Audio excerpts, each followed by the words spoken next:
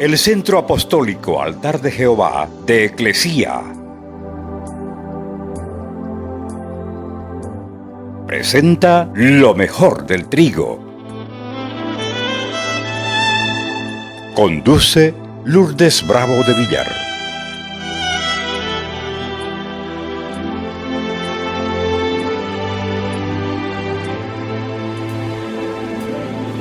La historia de la existencia del hombre está llena de ofrendas a Dios, porque en la Biblia hay un sistema de ofrendas que tienen que ver con nuestra relación con Dios. Al principio de la historia de la humanidad, en el libro de Génesis, que es el libro de los comienzos, está la historia de Caín y Abel. Ellos presentaron una ofrenda a Dios. Dios miró con agrado la ofrenda de Abel, pero no fue así con la ofrenda de Caín.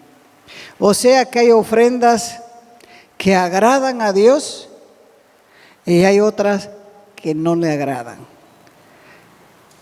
Como dije antes, la historia de la humanidad registra formas relacionadas con las ofrendas que tenemos que presentar delante de Dios. Génesis 3:15.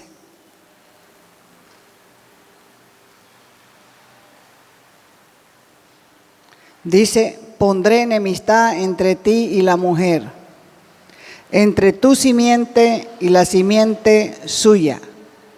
Esta te herirá en la cabeza y tú le herirás en el calcañar. Dios sentenció a la serpiente y le dijo que pondría enemistad entre la simiente de la mujer y la simiente de Satanás. La simiente de la mujer era su descendencia. Y esta es la primera profecía bíblica de la venida de Cristo. Se refiere precisamente a la venida del Señor para pisarle la cabeza a la serpiente. ¿Con qué le pisó la cabeza a la serpiente? Piense. Con su sacrificio. La muerte de Cristo en la cruz fue una ofrenda. Nunca hubo ni habrá una ofrenda como la de Cristo en la cruz del Calvario.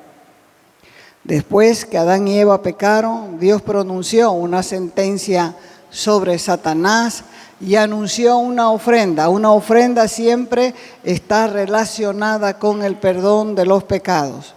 Cuando hablamos de ofrenda, nos referimos a un sacrificio recíproco. Porque cuando ofrendas a Dios, esa ofrenda está relacionada a tu inversión. Ofrendas de tu trabajo, ofrendas de cualquier labor que hagas, la empresa, ocupación, cualquier trabajo que desempeñes. O sea que esa ofrenda sale de tu esfuerzo, del sudor de tu frente, sale de tu trabajo. Digamos que tu ofrenda equivale a un día de trabajo. Entonces estás presentando, estás invirtiendo parte de tu vida para presentar una ofrenda a Dios. El Señor no mira el valor monetario económico, sino Él mira el valor de tu vida, que es lo que representa tu ofrenda. ¿Está claro eso? ¿Lo entiendes? Un ejemplo. Si yo trabajo un jornal al día y yo decido ofrendárselo a Dios, estoy ofrendando el sudor de mi frente, estoy ofrendando mi trabajo y estoy ofrendando mi vida. ¿Están entendiendo? Por eso la calidad de la ofrenda está íntimamente relacionada al corazón del adorador, a la gratitud del que ofrenda. El Señor da ofrenda y también pide ofrenda. No hay quien pueda compararse con Dios a la hora de ofrendar, porque Él es un dador único por excelencia. Nadie se puede comparar con Él. En 2 de Samuel, en 1 de Crónicas, cuenta la historia cómo Satanás se levantó contra Israel e incitó, estimuló, provocó al rey David a que haga un censo. ¿Es bueno o malo hacer un censo? Ni bueno ni malo, pero generalmente se hace. Pero en una oportunidad el Señor fue el que mandó hacer el censo al pueblo. Y ahora, en este caso, fue Satanás que incitó, estimuló, provocó a David a hacer lo mismo. ¿Cuál es la diferencia? El problema no es el censo, sino el origen. O sea, ¿quién manda a hacerlo? Un censo no es ni bueno ni malo en sí mismo, pero si Dios lo manda, es bueno. En cambio, si Dios no lo manda, entonces el censo es malo. Cuando se le ocurrió a David hacerlo, hasta su comandante en jefe le dijo no. Se resistió a la orden. No quería hacerlo porque había una prohibición. Pero el rey estaba empecinado. Y dice la Biblia que la autoridad del rey pudo más sobre Joab, que era su comandante en jefe. Y esto es lo que suele suceder con una persona que insiste en algo y lo quiere hacer a toda costa. Esa persona que insiste en algo que quiere hacer, presiona, se impone a la fuerza para preguntarse más tarde por qué lo hice. Y la Biblia dice que después que hizo el censo, David se arrepintió. Le dolió su corazón de haberlo hecho. Se dio cuenta que no había sido Dios quien lo ordenó, quien lo dispuso, sino que fue una ocurrencia personal. Por lo tanto, Dios lo juzgó, lo calificó como malo, porque Él no lo autorizó. Entonces fue algo malo porque la motivación no era buena. David estaba orgulloso de su ejército. Ese ejército, él era el rey de ese ejército. Y el motivo del censo era para ver la cantidad de hombres que había en Israel con la capacidad de ir a la guerra. O sea que lo que él quería era medir la fuerza que tenía, saber con cuánta gente contaba. No estaba dependiendo de Dios para sus victorias, sino que estaba confiando en la fuerza humana. Así que cuando David enfrentó a Goliat, sabía que Dios estaba con él. Sabía que Dios le había ayudado en otras oportunidades. Cuando él había peleado con osos, con leones, sabía que Dios le había ayudado. Sabía que la victoria estaba ganada en aquella ocasión cuando peleó contra Goliat. ¿Por qué? Porque Dios estaba con él.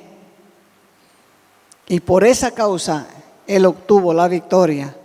Mató al gigante y hasta lo decapitó con su propia espada de Goliat. Después del censo, David se dio cuenta de que había pecado. Y cuando uno peca, irremediablemente vienen las consecuencias. ¿Dios perdona tu pecado? Sí. ¿Te libra de la maldad? Sí. Pero nunca te va a librar de las consecuencias. ¿Están aquí? Nunca te va a librar de las consecuencias. ¿Perdona tu pecado? Sí. Pero vas a sufrir las consecuencias. Por eso lo importante cuando pecas es que seas perdonado, librado de la maldad, librado del pecado para que no te siga esclavizando, pero eso no significa que las consecuencias no vienen. Segunda de Samuel 24:10. Dice, después que David hubo censado al pueblo, le pesó en su corazón y dijo David a Jehová, yo he pecado gravemente por haber hecho esto. Mas ahora, oh Jehová, te ruego que quites el pecado de tu siervo, porque yo, dijo él, he hecho neciamente. A pesar de lo que hizo, David tenía las cosas bien claras. Muchos ceden al pecado, luego le hacen promesas a Dios diciendo, no lo voy a hacer más, no lo voy a hacer más. Si no pides ayuda y no determinas no hacerlo, como dice Job, determinarás una cosa y te será firme. Si no determinas no hacerlo, lamentablemente volverás a hacerlo. Porque nadie en su fuerza puede vencer el pecado. Por eso dijo el Señor Jesús, le voy a dejar un ayudador, que es el Espíritu Santo, para que nos ayude a vencer, porque la carne es débil. Y dice la Escritura, diga el débil, yo soy fuerte en Jehová. Ahora, si tienes, por ejemplo, una boca sucia, hablas palabras soeces, groseras, rudas, ordinarias, y sabes que está mal, si no te arrepientes, la suciedad seguirá en tu boca. ¿Están escuchando los hablalisuras? ¿Están escuchando los maldicientes? Escúchenlo bien. Si tienes una boca sucia y hablas palabras soeces, groseras, rudas, ordinarias, y sabes que está mal, y si no te arrepientes, la suciedad va a seguir en tu boca hasta que confieses tu pecado, te arrepientas y le pidas ayuda al Señor.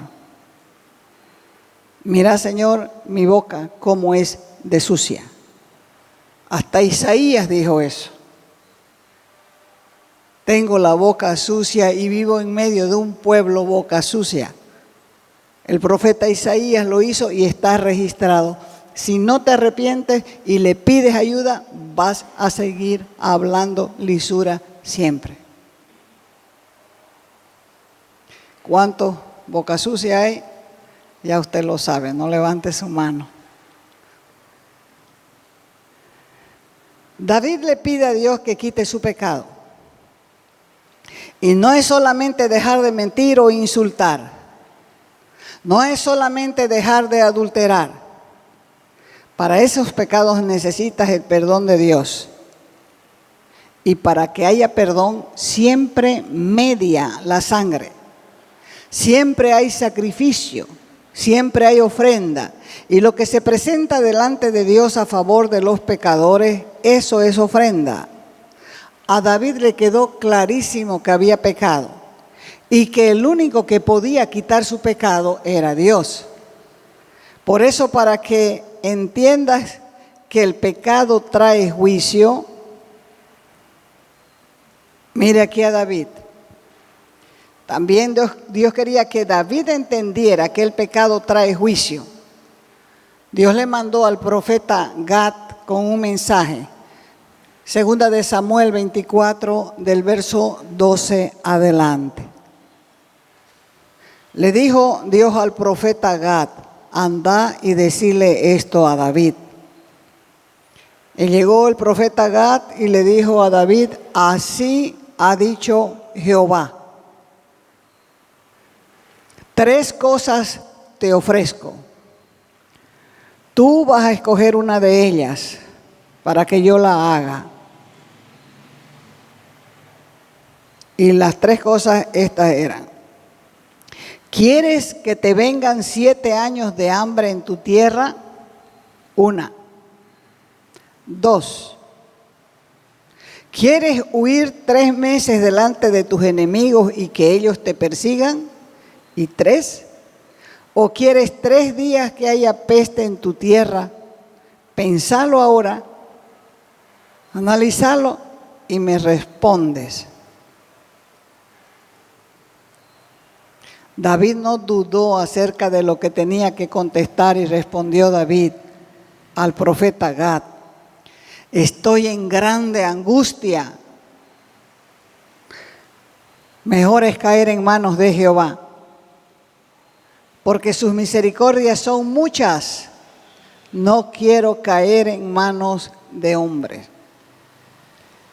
La Biblia dice en Hebreos 10:31, terrible cosa es caer en manos de Dios. ¿Qué hubieras elegido?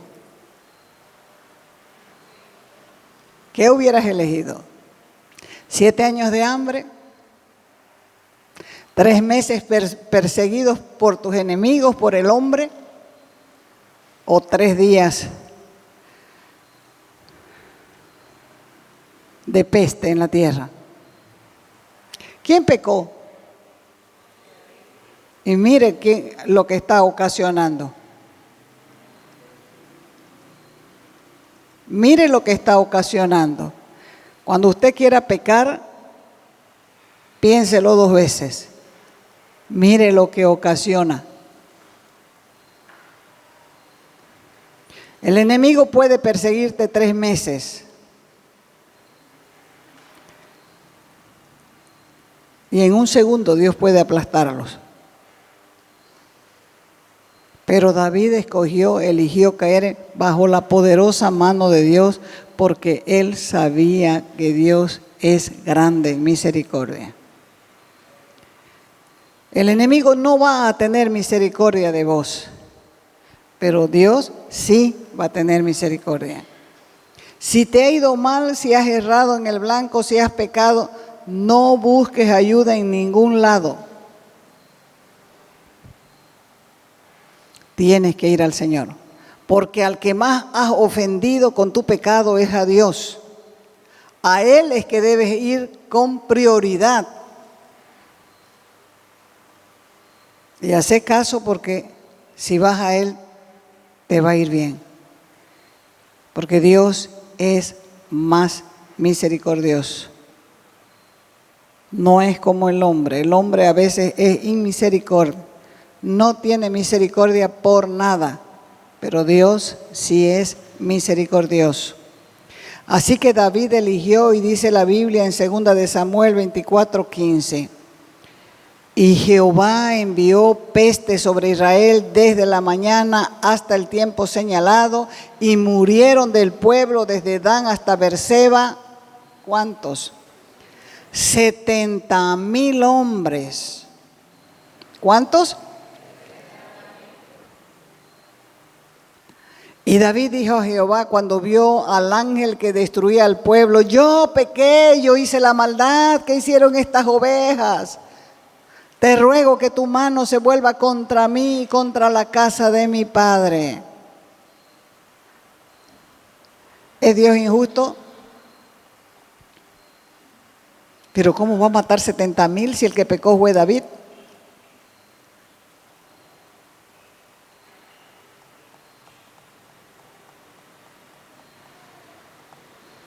Entonces Dios detuvo al ángel en el verso 16, y cuando el ángel extendió su mano sobre Jerusalén para destruirla, Jehová se arrepintió de aquel mal.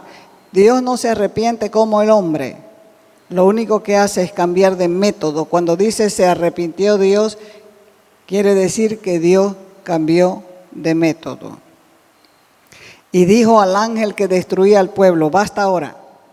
Detén tu mano. Y el ángel de Jehová estaba junto a la era de Araúna Jebuseo. Y Gad, otra vez el profeta, apareció, vino a David aquel día y le dijo: sube y levanta un altar a Jehová en la era de Araúna Jebuseo. David había conquistado a los jebuseos que estaban en la parte alta de lo que hoy es Jerusalén. Ahí dijeron: que nunca jamás podría entrar David. Y David conquistó aquel lugar. Entonces, la era de Araúna estaba en esa parte alta. Ahí había un terreno que pertenecía a un jebuseo, y en ese lugar se detuvo la mano del Señor. Y allí el profeta Gad le dijo: aquí tienes que levantar un altar. Entonces David habló con el dueño porque quería comprar esa era para edificar un altar a Jehová. Ve ahí el verso 18. Llegó hasta ahí David y estaba el dueño ahí, y Araúna le dijo a David: tome y ofrezca a mi señor el rey lo que bien le pareciese. Y le ofreció: mire, aquí hay bueyes para el holocausto. 1, 2. Le dijo: están también los trillos y los yugos de los bueyes para que los use como leña. Y que Jehová tu Dios te sea propicio, le dijo. Y el rey le dijo a Araúna: no, no lo quiero gratis, sino que por precio te lo compraré. Porque no voy a ofrecer a Jehová mi Dios, escúchelo bien, holocaustos que no me cuesten nada. No voy a ofrecer a Jehová mi Dios holocaustos que no me cuesten nada. Entonces David compró la era y los bueyes por 50 siclos de plata. ¿Qué quiere decir esto? Que no le tienes que dar a Dios cualquier cosa. Si te vas a presentar delante de Dios, hacelo con una ofrenda que le agrade. No le deja a Dios una ofrenda prestada. No le deja a Dios una ofrenda regalada. Presentale siempre a Dios una ofrenda que te cueste. ¿Está claro? ¿Está claro? Porque la gente dice: esto me lo regalaron, llévenlo a la iglesia. Esto me lo regalaron, llévenlo a la iglesia. Y trae su basura aquí.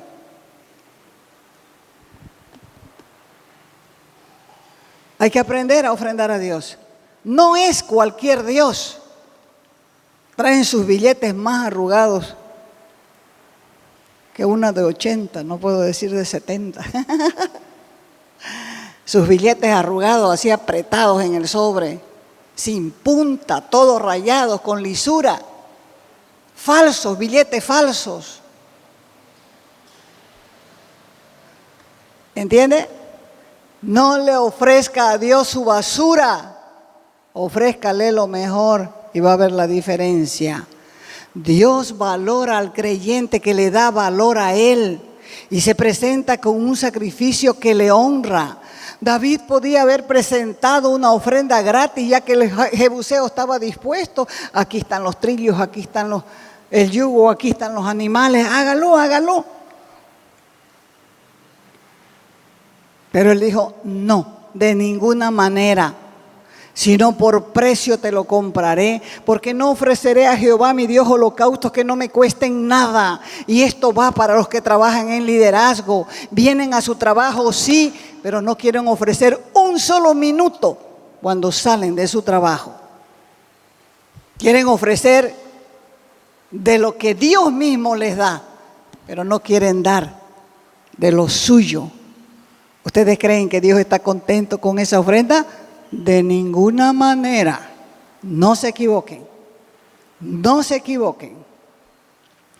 Ese lugar alto en que el ángel detuvo su mano y en el que David levantó el altar, se llamaba la era de Araúna. Era el lugar más alto de Jerusalén. En ese lugar se limpiaba el trigo, y como era lugar alto, había un viento fuerte, el trigo se aventaba y el viento se llevaba la cáscara y la paja, quedando solamente el trigo.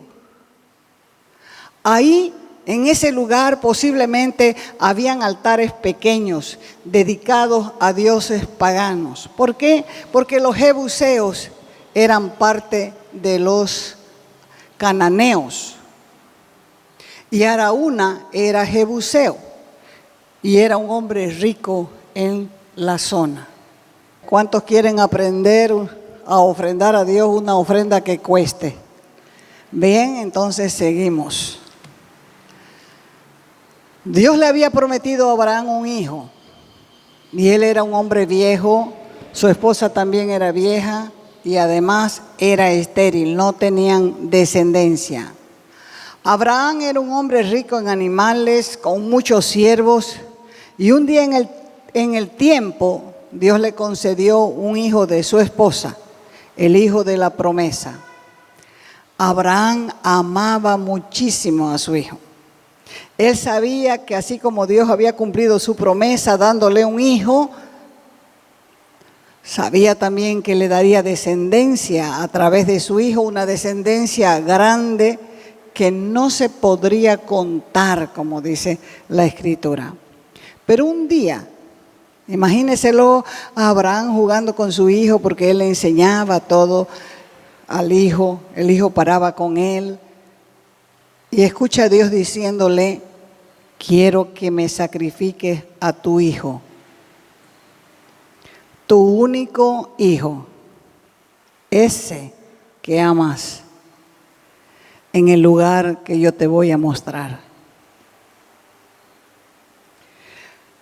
La pregunta del por qué Dios hace las cosas cuando Él ya sabe de antemano el resultado, no lo sabemos.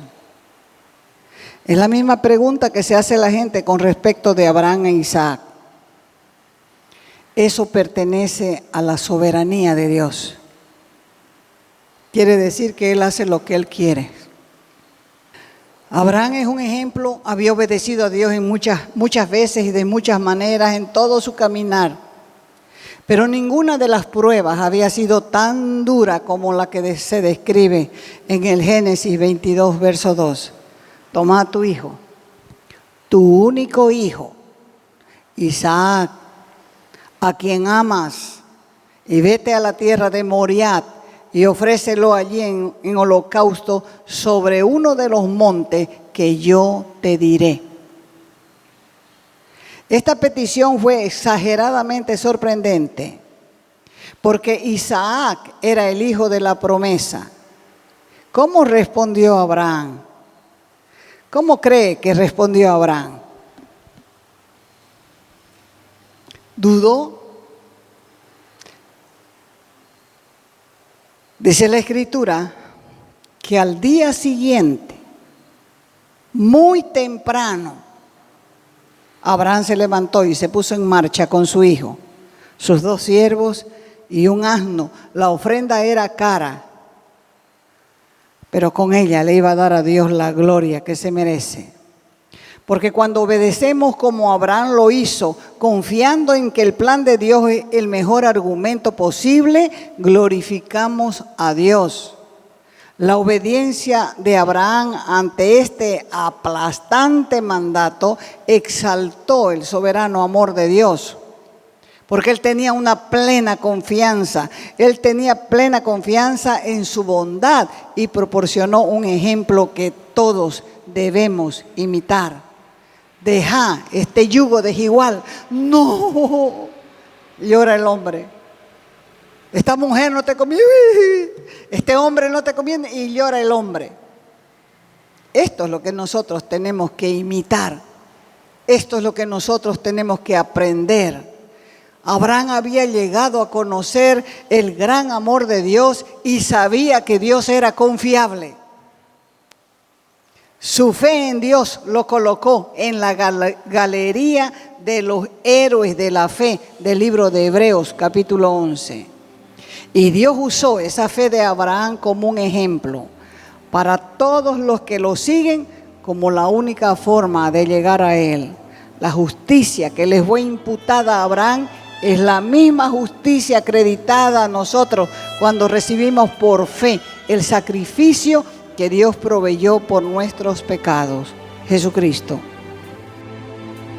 Te invitamos a nuestras conferencias los días viernes y sábados a las 20 horas y los domingos a las 10 de la mañana y a las 20 horas. calle Nicolás Suárez, esquina Félix Pinto.